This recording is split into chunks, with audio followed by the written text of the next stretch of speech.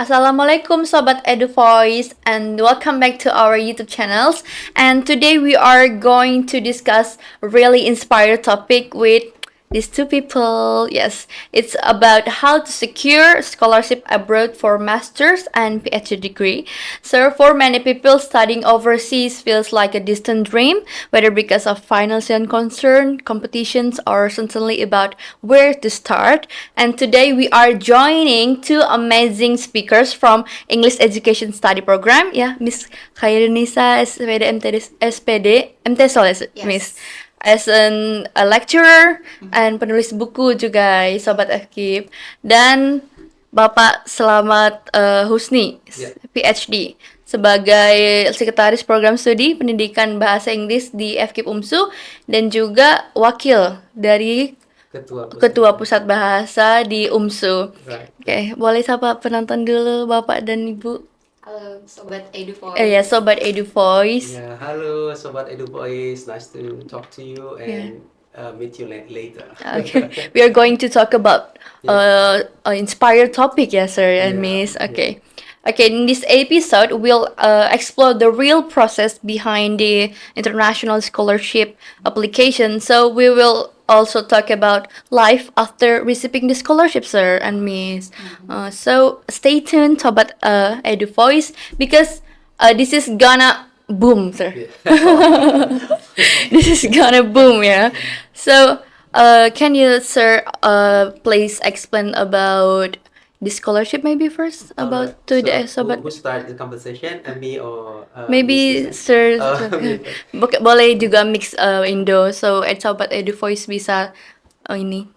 Hello Sobat Edu Voice. Alright, so my name is Selamat Husni Hasibuan. I'm a lecturer like Melina already stated to us that I'm also a secretary in study program of English Education Department, as well as the vice of the head of Language Center UMSU. So in 2022, luckily, Alhamdulillah, I got a scholarship from Monash University. Australia, and I got two scholarships at the same time. Firstly, it's called Monash Graduate Research Scholarship and Monash Tuition International Scholarship. So maybe boleh di mix, sir. Jadi alhamdulillah di tahun 2021 itu saya mendapatkan beasiswa, tapi perkuliahannya itu dimulai di tahun 2022. Oh, so after kita dapat scholarship, sir, itu apply-nya next year-nya gitu ya, sir? No, actually I started send my application since 2020 to 2021, and I got the announcement. In 2021. So after that, I need to arrange everything, including like ticket and prepare some documentation again to send to the committee. So actually there are a lot of we will discuss it later.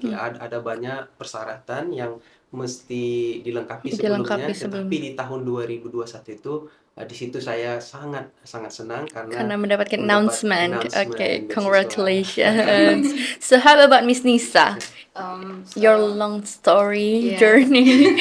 It's been a while. I got LPDP scholarship in 2016. 2016. Yes. And then I graduated in 2018 from Monash University as well. Oh, the same university then.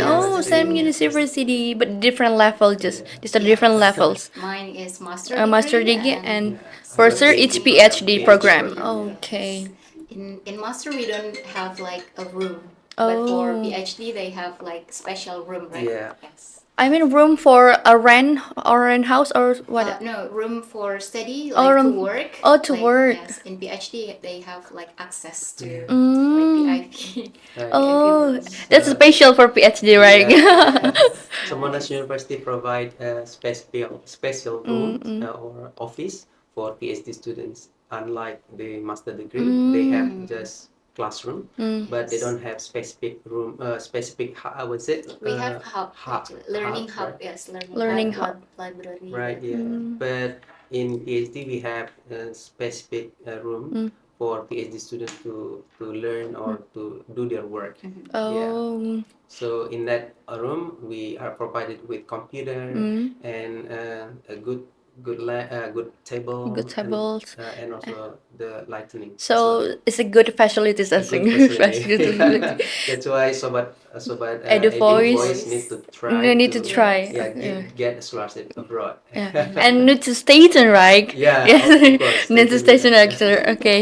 Maybe a lot of people consider pursuing master degree or PhD abroad, but often feel like, alah, ini scholarship orang pintar aja nih yang bisa gitu. Cuman orang-orang beruntung aja nih yang bisa gitu. Is that true? Because a lot of stereotype right there. Yeah, Yes. So what is the biggest is it just the biggest mindset itself, the biggest obstacle, or not gitu? I want to know about your perspective. I don't know what people think about, but me personally, I regard myself as not that clever person. Jadi saya melihat diri saya nggak begitu pintar sebenarnya. Tapi saya melihat saya adalah orang yang mau mencoba. Oke, Bahkan mencoba. saya sudah mencoba 7 kali. Oh, 7 kali. Mencoba beasiswa yang berbeda-beda hingga 7 kali gagal. Jadi apakah beasiswa itu diperuntukkan untuk orang yang pintar dengan prestasi yang sangat banyak? Cemerlang seperti itu. Berdasarkan pengalaman saya tidak, tapi adalah untuk orang-orang yang tidak pernah mau menyerah. Ya, terus mencoba.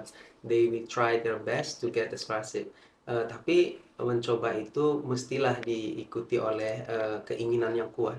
Jadi harus ada punya keinginan kuat, mimpi besar untuk dapat beasiswa, lalu mencoba. Kalau ada orang bilang kenapa belum sukses, menurut saya karena gagalnya kurang. Jadi semakin banyak gagalnya kurang. akan ada masa dia bisa memenangkan beasiswa itu. Oke. Nah, gimana kalau Iya, kalau Miss Nisa gimana Setuju nih? sih. Jadi dulu pas kuliah S1 jumpa sama seorang narasumber lah gitu ya. Dia bilang saya juga pertanyaannya sama gitu ya. Kenapa gagal-gagal gitu ya. Terus dia bilang, "Oh, kamu harus habiskan jatah gagal kamu dulu. Baru nanti sukses." But it's true actually. Ya.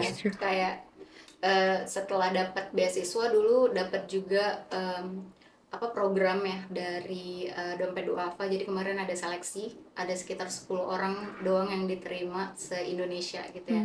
Untuk program bahasa 1 bulan di Bogor gitu. 1 bulan di Bogor. Ya, dan nggak banyak orang yang dapat itu. Jadi kayak benar juga ya, ternyata kita harus menghabiskan jatah gagal kita gitu. Kalau Miss Nisa boleh tahu nggak kalau cobanya tuh untuk scholarship di Monash tuh berapa kali coba? Sebenarnya kalau untuk nyoba beasiswa dari semester 2 di S1 ya. Oh, Dulu dari kan semester belum 2 banyak S1. ya. Kayak info-info juga tentang tes TOEFL aja masih pakai flyer gitu kita kalau mau nyobanya. Jadi belum banyak informasi kayak sekarang online.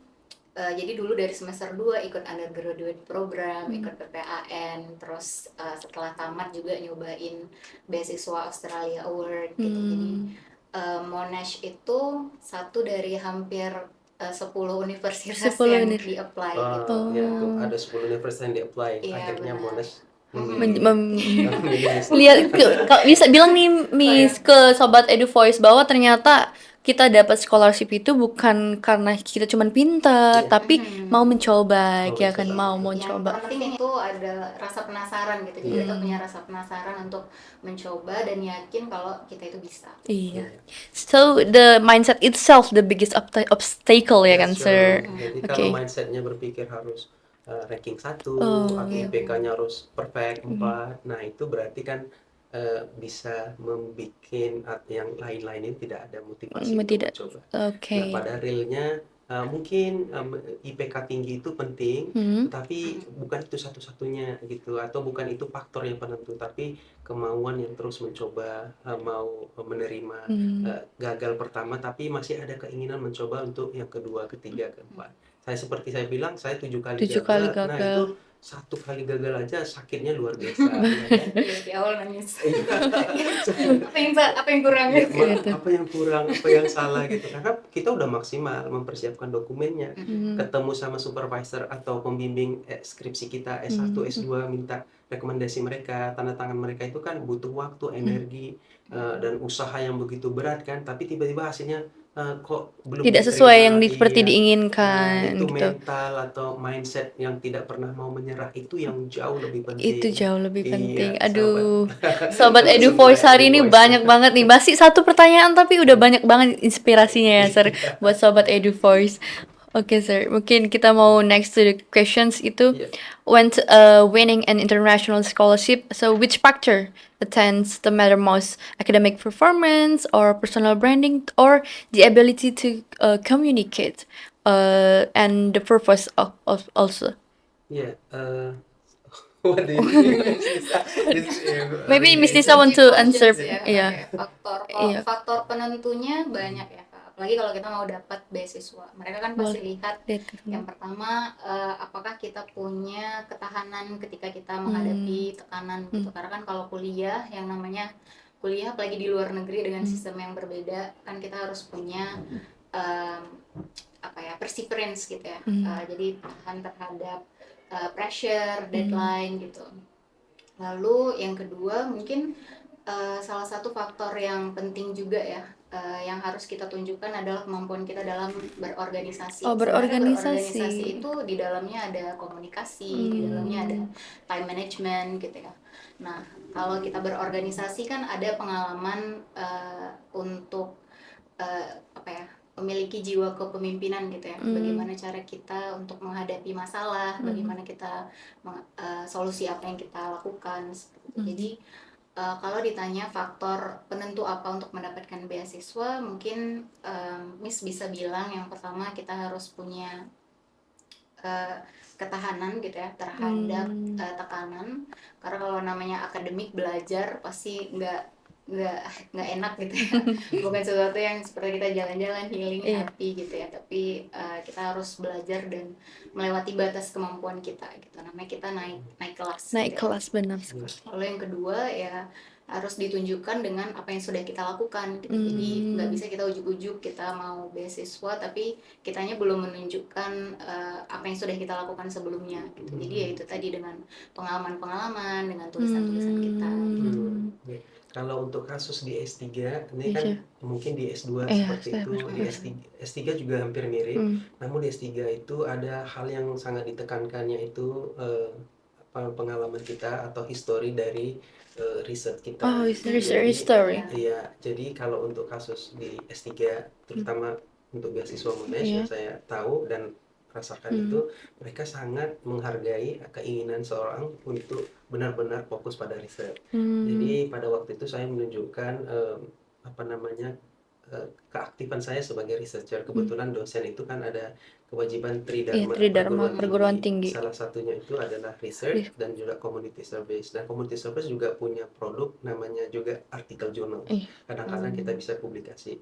Nah, di situ di CV saya letakin semua publikasi yang sudah saya lakukan, sobat. Nah, jadi bagi sobat yang kemudian saat ini memang sudah jadi dosen atau sudah aktif dalam riset itu bisa digunakan. Semua publikasi ditampilkan di aplikasi waktu offline beasiswa tersebut. Orang bertanya apakah apakah publikasi kita harus terindeks Sinta tinggi misalnya, Scopus, Sinta 2, atau Scopus bahkan ya. Kalau pengalaman saya tidak harus. Yang penting menunjukkan bahwa kita aktif dalam riset. Pada waktu itu saya bisa buktikan dalam satu semester itu ada 2, 3 atau 4 bahkan artikel yang bisa saya publikasikan per semesternya. Jadi itu memang saya menang hibah, kebetulan hibah internal di universitas, atau juga saya lakukan riset karena memang kemauan sendiri. Jadi semua itu saya tampilkan sehingga ini menarik perhatian pemberi beasiswa, yaitu Monash University, melihat bahwa nah ini mahasiswa potensi untuk bisa kita asah kemampuannya untuk jadi researcher yang bagus ke depannya. Dan mungkin mereka berharap ya saya bisa selagi mahasiswa bisa juga menulis aktif di sana gitu. Iya. Karena kalau kita udah S3 di sana, kalau kita publish itu namanya universitas. Betul. Hmm. Kita Dan akan letakkan nama institusi universitas tersebut dan universitas home base kita. dan home base Oh, home kita base-nya juga bisa berarti dua ya, Sir? betul. Berarti itu juga menjadi satu kebanggaan bagi Monash University, benar kan, Sir? Betul. Ketika kita melakukan publikasi dan mencantumkan instansi tersebut. Betul. The Sobat Edu Voice. Jadinya keren banget ya kan speaker kita hari ini. Jadi, Sir, di kolom box pertanyaan juga banyak yang bertanya soal apakah letter dari aplikasi kita itu mencerminkan bahwa kita itu akan diterima atau tidaknya gitu kan, Sir. Jadi dari perspektif dari Miss sendiri dan Sir gitu, gimana sih bikin esai itu jadi lebih diterima sama pihak yang ingin kita ajukan beasiswanya gitu? Ini letter of statement. Iya, letter of statement-nya. Biasanya kalau untuk S2 itu cukup penting untuk esai. Kenapa? Karena biasanya dari esai itu examinernya gitu ya akan baca dan bertanya sesuai dengan apa yang kita tulis. Jadi make sure kalau tulisannya itu sesuai dengan pengalaman diri kita. Nah, apakah yang membuat menentukan itu sebenarnya cerita di dalamnya gitu ya. Again, yang dilihat apa yang udah kita lakuin, apa yang kita lakukan sekarang dan kita mau kemana gitu. Karena kalau untuk esai itu sendiri itu kan seperti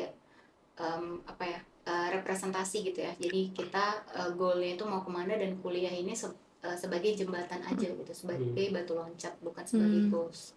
Nah, jadi mereka mau tahu cerita yang ada di dalam, dan lebih penting lagi kalau kita punya sesuatu yang deep gitu ya, dekat dengan kita.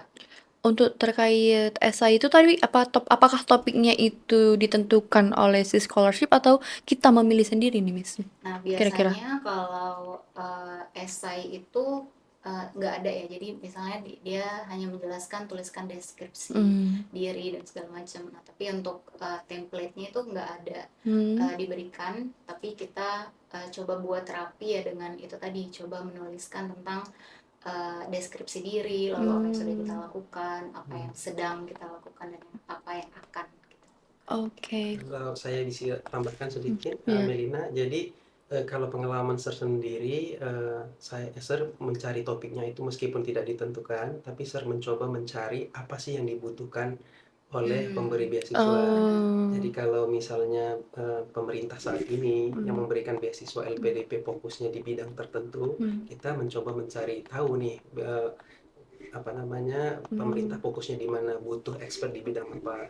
Untuk kasus Monash sendiri misalnya Sir mencari tahu pada waktu itu riset yang lagi booming di fakultas itu adalah tentang misalnya identity, well-being. Jadi hal-hal yang berkembang pada waktu itu. Jadi Sir mencoba mencari apa sih yang mereka butuhkan sehingga Sir bisa menawarkan bahwa saya ini kandidat yang bisa memenuhi kebutuhan kalian gitu. Dengan juga menampilkan apa yang sudah dilakukan, apa yang akan dilaksanakan saat ini atau bahkan rencana ke depan. Jadi esai itu tidak harus menurut Sir pribadi tidak harus satu dipakai untuk semua, tapi kita lihat konteks pemberi beasiswa yang mana. Jadi mereka fokus di bidang apa, kita carilah histori pekerjaan atau hal yang kita lakukan saat ini untuk menyesuaikan harapan mereka. Ya, Sobat Edu Voice. Jadi untuk aplikasi ketika kita ingin menulis deskripsi diri kita itu penting juga kan, Sir, untuk research tentang background dari yang mau diaplikasi pemberi beasiswanya. Jadi perlu riset juga ya, Sir.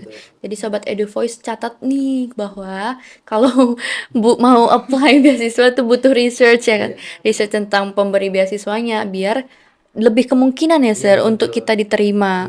Apalagi saat ini Sahabat Edu Voice itu sudah punya alat yang begitu banyak. Ada internet, kemudian ada AI. Ada itu AI, bisa benar. membantu mencari ide yang dibutuhkan atau mencari kebutuhan yang ada oleh pemberi beasiswa, sehingga kita dapat ide yang lebih bervariasi yang bisa kita gunakan. Okay, for the next questions is the biggest concern of our perspective in students in cost of living overseas, Sir. Jadi di secara umum apakah beasiswa internasional itu support untuk daily needs? Kalau terkhusus di Monash University, apakah mereka support untuk daily needs? Kira-kira? Maksudnya Iya, living cost, Oh, yes, living cost. kalau dari kemarin, kalau dari LPDP tercover sih Tercover soalnya. semua. Dari living cost, makan, bahkan bisa jalan-jalan gitu ya. Tapi ya itu tadi kita juga harus memanage, karena kan kalau lifestyle-nya juga Betul. tinggi Iya. ya mau nggak cukup ya. Iya, benar. Jadi ya sewajarnya gitu. Sewajarnya cukup berarti ya, Miss. Jadi nggak perlu khawatir ya, Miss. Iya, nggak tahu kalau dari Kalau Ya, sebenarnya beasiswa yang diberikan Monash itu dia mengikuti standar beasiswa yang sudah diberikan oleh pemberi beasiswa lain juga, seperti misalnya Australian Awards itu standarnya juga sama yang diberikan oleh Monash. Pertanyaannya apakah cukup? Mungkin mahasiswa kan yang mau mencoba nih sedikit khawatir, cukup nggak itu beasiswanya, apalagi nanti bawa keluarga gitu ya. Jadi pertanyaan ini sebenarnya ditanya kembali kepada orang tersebut, gaya hidupnya seperti apa? apa? Ya. Misalnya ada kalau gaya hidupnya dia nggak pernah misalnya masak, tapi dia mau beli terus di luar, mungkin Agak seret ya, Miss ya. Nggak bisa uangnya disimpan buat jalan-jalan berarti. jalan, karena kita tahu di sana kan mata uangnya Lebih tinggi dibandingkan harga Indonesia. diukur pakai dolar, misalnya di Australia ya, atau di negara lain. Maka ya uang yang cukup itu jadi tidak cukup. Jadi tidak Gitu, kalau cukup. gaya hidupnya berbeda. Ada orang yang misalnya milih tempat yang besar, rumahnya nyaman. Oh, berarti Sir untuk rent house-nya kita pilih sendiri ya, Sir, di sana. Ya, ada sih opsi di dalam ya, Iya, tapi itu juga mahal.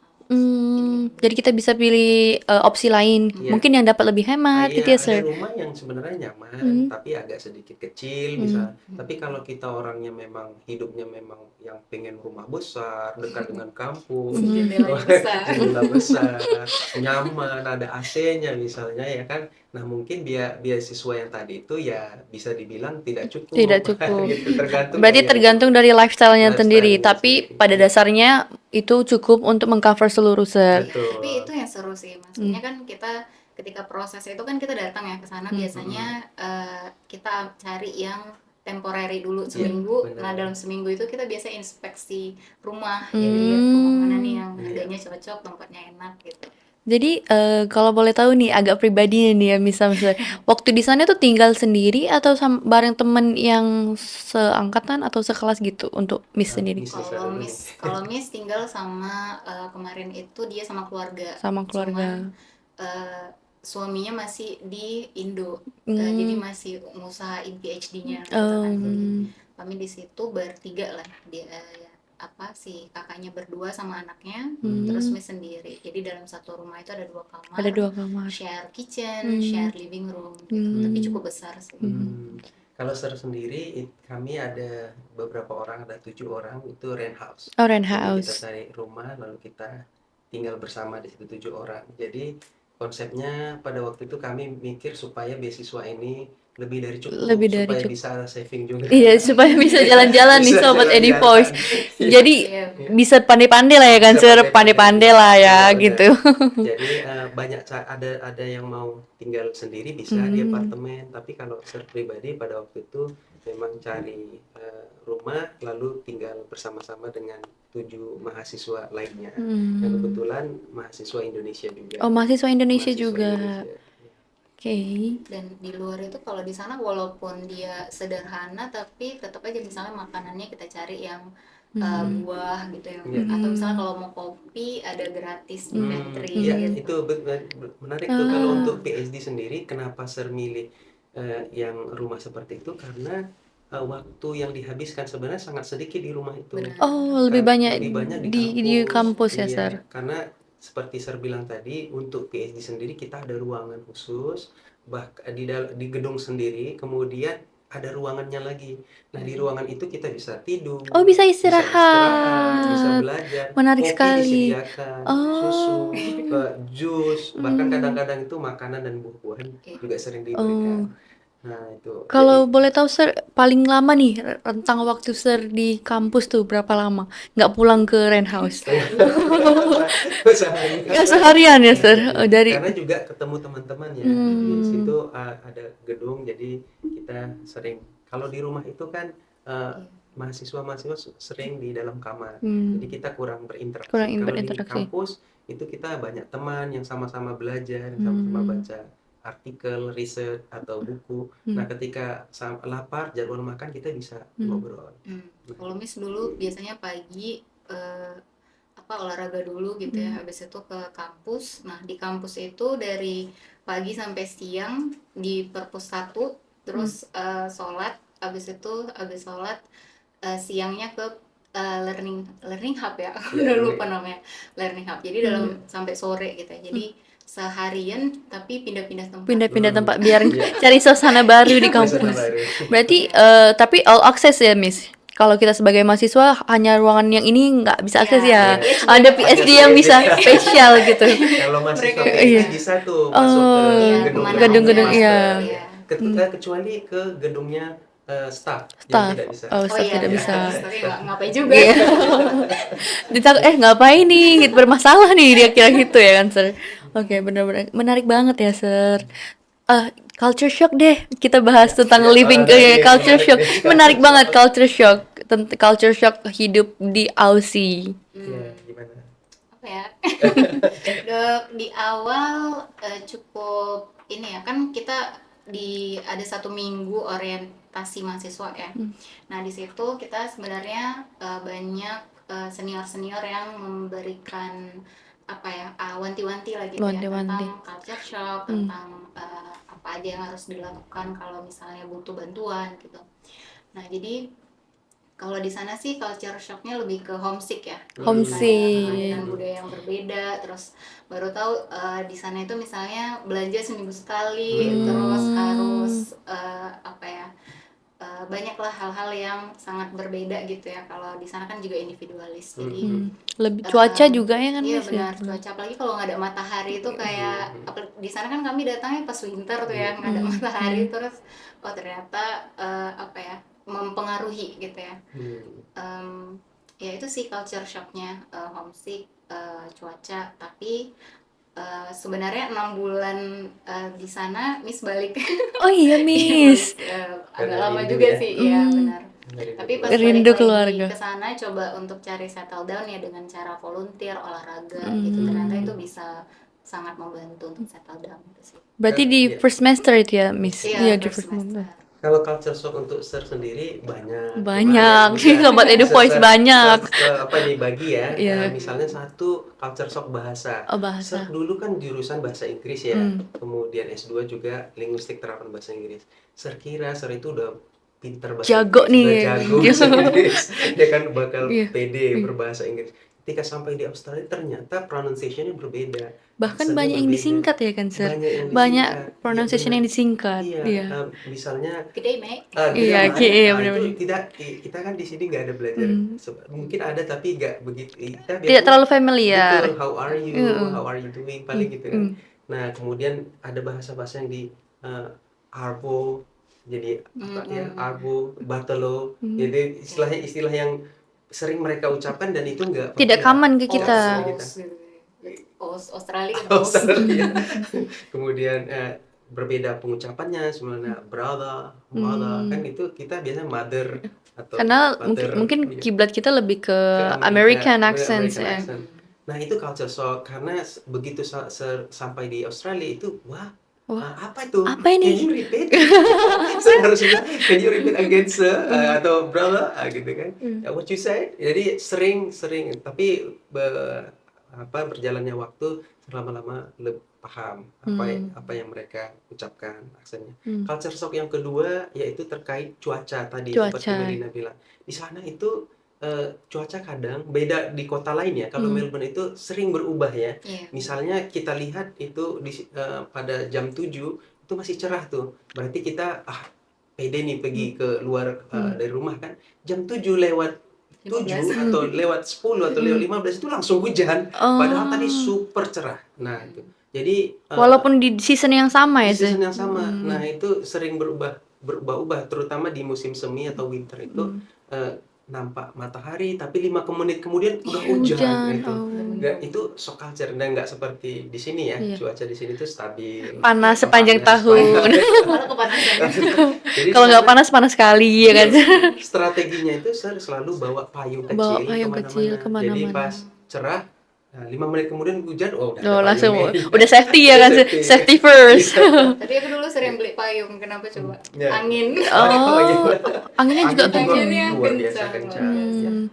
Nah, kemudian mau sharing lagi tentang culture kebersihan culture mereka. kebersihan Dan- yang perlu dicontoh sama sobat Edu Voice ya, sir. Betul, kebersihan sangat luar biasa bersih. Kita susah mencari sampah berserakan, itu susah sekali di tempat umum atau di jalan-jalan nanti tidak ada. Kemudian culture antri. Nah, itu Antri. benar ya. Jadi mereka itu mau ketika turun dari bus yang mau naik itu nggak naik langsung, dia mempersilahkan yang turun dari bus itu turun dulu. Dia sabar dulu antri lalu dia Baru naik. dia masuk. Naiknya juga sabar. Dia sabar. Kemudian yang mau turun itu juga ngucapin thank you kepada si supir. Nah itu culture shock yang wow, ini luar biasa. Luar yang bisa biasa. kita Yang bisa terapkan di Indonesia Iya, sebenarnya, benar. sir. Adalah budaya baik yang budaya Terakhir baik. nih untuk culture shock yang menurut saya untuk di dunia akademiknya. Oke, di dunia akademik. akademiknya itu culture shock di sana itu benar-benar ditekankan untuk berekspresi, untuk punya kesempatan untuk menyampaikan pendapat. Jadi dosen itu seperti fasilitator saja. Jadi meminta mahasiswa untuk berargumentasi, berpendapat, diskusi-diskusi sering sekali dilakukan. Nah, apa namanya yang bisa saya sebutkan adalah di sana meminta mahasiswa untuk banyak baca sehingga di dalam kelas langsung menyampaikan argumentasinya, melakukan debat. Itu hal yang lumrah di Hal yang kelas-kelas di Australia. Keren banget sobat Edu Voice. Jadi punya ini ya, sir, motivasi buat sobat-sobat Edu Voice yang ingin study abroad, yang dapat scholarship ke Monaster khususnya, sir. Atau Ke negara lain juga bisa. Soalnya untuk living cost ini termasuk yang current nih dibahas ya kan, sir. Karena gimana sih kalau beasiswa itu banyak pertanyaan sobat Edu Voice juga terkait. Makanya kita perlu perjelas nih sama yang ahlinya dari sana yang baru pulang juga dari Australia. Aman. Sobat Edu Voice nggak perlu khawatir ya kan. Tapi sobat Edu Voice ketika nanti dapat beasiswa dan punya kesempatan belajar di luar negeri itu jangan khawatir dengan beasiswa saja. Kita sebagai mahasiswa itu juga bisa bekerja. Bisa bekerja. Ya, jadi kalau untuk mahasiswa itu ada 24 jam ya. 24 jam untuk 1 minggu. 20 jam apa 24 jam. Di sebelumnya itu 20 jam per minggu, tapi ketika saya di sana itu 24 jam.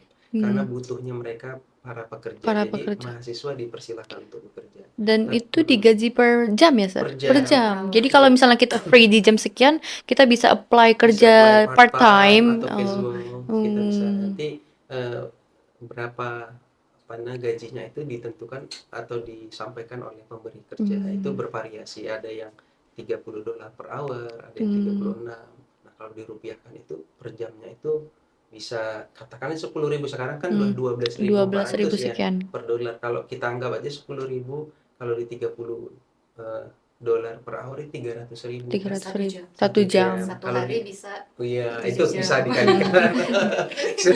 Bisa dikali-kalikan sama sobat Edu Voice. Oh, segini nih, segini gitu. Jangan khawatir. Cukup nih gimana kami living cost di sana? Kalian bisa sambil bekerja, sambil belajar. Soalnya kan, sir, anak Gen Z ini perlu life balance ya kan, sir. Iya, work life balance tuh penting nih bener para Gen Z nih yang kayak study penting, tapi buat liburan juga penting, buat ngopi juga penting gitu ya. Jadi kita perlu tahu soal living cost juga biar work life balance ya, sir. Mungkin kita ke pertanyaan terakhir tentang seberapa besar sih pelajaran hidup yang didapat setelah dapat scholarship, living abroad gitu. Mungkin sobat Edu Voice ingin tahu nih. Dari Miss Nisa dulu boleh. Masih mikir. Apa ya, pelajaran hidup banyak ya, terutama untuk memahami tentang diri sendiri, karena kita Yeah. sendiri ya, ketika kita merantau, we just rely on ourselves gitu. Jadi kita harus tahu kapan nih kira-kira kita misalnya mau sakit, oh berarti udah harus sediain obat-obatan atau harus makan makanan yang sehat gitu. Juga harus tahu gimana cara kita handle stres, gimana cara kita untuk tahu kebutuhan kita, apa yang kita suka, atau misalnya apa yang when to say yes, when to say no gitu. Itu mungkin yang nggak didapatkan ya ketika kita belajar di dalam negeri. Sedangkan kalau kita di luar negeri, itu sih yang menurut Miss sangat sangat banyak pelajarannya untuk memahami diri sendiri, juga untuk melihat gimana cara kita merespon tentang perubahan gitu. Jadi ketika kita di sana kan ada banyak hal yang berbeda ya gitu. Jadi untuk memahami juga tentang oh ternyata dunia itu sangat luas dan punya beragam budaya gitu ya. Kita mungkin nggak rasain, tapi ketika kita kuliah di sana kita bisa paham. Ya, kalau secara pribadi, misalnya yang pertama adalah saya merasa bahwa saya adalah pembelajar yang terus-menerus seumur hidup. Jadi ketika kita punya quote di Monash ya, Ankaro Imparo ya, kalau Mensana in corpore sano. saya masih terus akan belajar. Jadi itu adalah quote dari Monash yang benar-benar resapi. Jadi tidak orang yang tidak akan berkembang kalau dia merasa sudah puas dengan pengetahuannya, dengan keadaannya. Jadi saya merasa pengetahuan saya masih di sini, saya harus terus belajar. Bahkan ketika sudah mencapai pendidikan tertinggi yaitu PhD, misalnya sudah mendapat itu, saya masih merasa bukan orang yang terpintar atau bukan orang yang hebat. Saya masih banyak harus belajar lagi. Bahkan saya harus belajar nggak hanya kepada guru tapi sama mahasiswa juga. Saya harus banyak belajar, misalnya menggunakan digital information atau teknologi tertentu ya. Jadi saya merasa harus terus belajar, jangan pernah berhenti untuk belajar. Dan itu saya resapi dan setuju sekali dengan quote dari Monash itu sendiri. Yang kedua, Ankara Monash juga sama ya. Ankara Imparo kalau nggak salah. Miss, mau nanya nih sedikit personal juga, Sir, terkait dengan sekarang kan Sir jadi lecturer kan, Sir, di education program. Apa sih yang kira-kira yang pelajaran yang di sana, mungkin pengajaran teknik pembelajaran yang diterapkan nih di prodi pendidikan bahasa Inggris di FKIP UPSUI yang paling berkesan nih gitu? Yang akan diterapkan, yang sudah mungkin dan yang akan diterapkan. Ya boleh dua-duanya, Sir. Kalau saya yang sudah diterapkan, kita di FKIP pendidikan bahasa Inggris UMSU di FKIP itu kita sudah terbiasa atau membiasakan pola pembelajaran diskusi dan dialog. Jadi tidak tersentral pada seorang dosen atau kepada pengajar saja. Jadi kita minta membentuk grup-grup kelas. Kemudian nanti mereka akan melakukan riset atau pendekatan problem based learning atau project learning. Mereka melakukan project.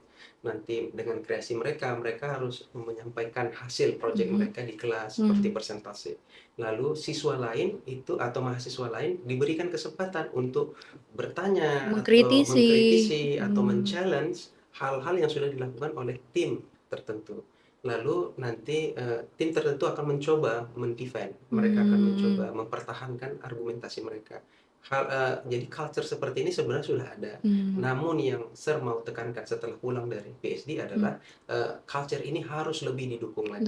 Jadi kita mencoba mengurangi presentasi dari guru itu sumber ilmu.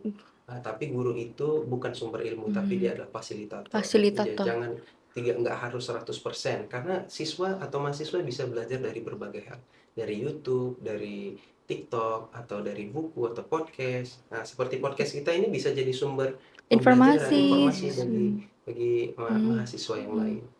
Nah, itu kan. Kalau dari Miss sendiri sama ya, mungkin group discussion, tapi kalau Miss lebih ke memberikan peluang untuk berpendapat di dalam kelas. Karena mungkin itu kita yang tidak terlalu banyak ya untuk memberikan kesempatan untuk berpendapat dan tidak takut untuk dijudge atau disalahkan seperti itu. Dan termasuk sekarang prodi pendidikan bahasa Inggris juga sudah menerapkan Metode pembelajaran tersebut ya, Iya, ya benar. benar. Flip classroom Flip juga kan. classroom. Jadi kita ada LMS, ada My Class, terus biasanya materinya dari situ dan kita tinggal bahas di dalam kelas gitu. Tapi jangan lupa untuk beasiswa ini mungkin tadi terlewatkan tentang Iya. syarat-syarat. Syaratnya itu salah satunya harus punya IELTS. Oke, Nah, jangan lupa IELTS. IELTS. Nah, di pendidikan bahasa Inggris kita melatih writing, academic writing, kemudian ada Argumentatif speaking. Untuk itu semuanya diperlukan untuk supaya mahasiswa itu siap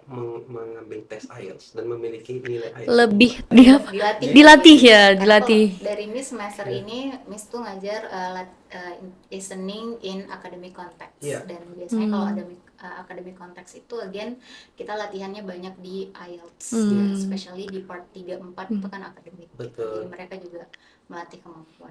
Jadi kemungkinan buat sobat Edu Voice yang ingin apply scholarship, jadi prodi pendidikan bahasa Inggris itu juga sangat mendukung ya, memfasilitasi persiapan. Karena dari first semester juga kan sir, untuk dipersiapkan sampai nanti mungkin mau apply untuk master degree atau mungkin PhD-nya. Jadi dia punya landasan di prodi pendidikan bahasa Inggris ini, punya landasan nih, landasan yang penting Dan seperti prodi bahasa Inggris itu. juga punya banyak dosen-dosen dan disesuaikan dengan expertise-nya. Expertnya masing-masing. Total IELTS diberikan mata kuliah yang sesuai. Sesuai, Nah, benar. bahkan kita juga punya dosen dari luar negeri, Oh, dosen Iya, relo. lectures ya.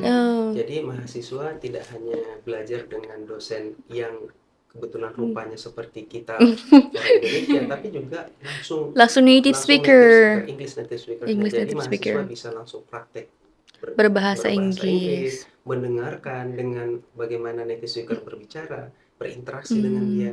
Nah, Jadi ketika mungkin apply IELTS-nya juga nggak terkejut ya kan sir, karena prodi pendidikan bahasa Inggris memfasilitasi betul. banget. Jadi ketika mereka tes IELTS itu yang biasanya examinernya itu benar-benar native speaker, mereka udah terbiasa. Mereka udah terbiasa, Iya. benar.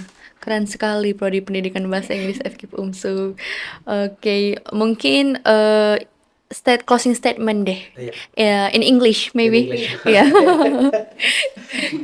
For sobat Edu Voice nih, atau mungkin kalau nanti mau ada lebih lanjut boleh di kolom komentar bertanya lagi teman-teman. Kita bikin part 2 ya, Sir. Oh, okay. Kita bikin part 2 kalau misalnya sobat Edu Voice masih ingin banyak nih tanya-tanya soal scholarship dengan Miss Nisa, dengan Sir Husni. Welcoming banget untuk kolom komentar. Jadi jangan lupa sobat Edu Voice buat beri kolom komentar, like juga, karena ini tuh sangat-sangat wow banget ya kan sir, untuk masa depan juga, untuk dunia pendidikan juga. Okay, maybe the closing statement, sir. Yeah, first the closing statement is that if you want to change your life, you must be responsible for yourself. No one can change your life except you yourself. You yourself. Yes, right. And then if you want to change yourself, you need to have a big dream. You need to have a goal, objective, and try to get it with your strong willingness, strong struggle, strong effort. That's the last statement that I can share with people. From me, I think you just to be curious and try to your best to make your future self proud of you. So just I think it's better to do your best and improve yourself to level up. Right. Thank you so much to our wonderful speaker, Miss Hairunisa SPDM TESOL, It's nice to be here as well.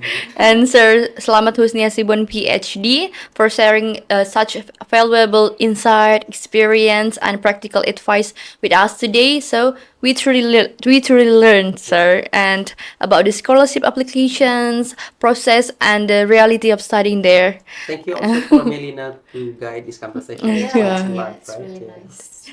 My pleasure. So, for those of you who passionate about language, education, international opportunities, and English education study program, don't be hesitate to become our part of English education study program at FKIP UMSU. See you in the next episode. Bye. Bye.